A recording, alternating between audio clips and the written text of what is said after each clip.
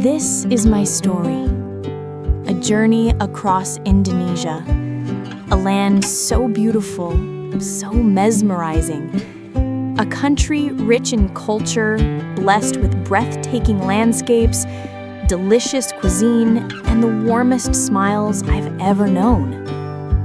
In Bali, I found a harmony of nature, culture, and spirituality, a paradise where every sunrise feels sacred. In the land of Minangkabau, I was captivated by its rolling hills and enchanted by the rich flavors found in every dish I tasted.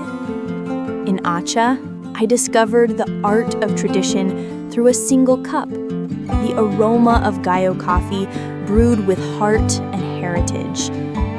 In Java, I met kindness in every face, wisdom in every tradition, and witnessed beauty that words can barely describe.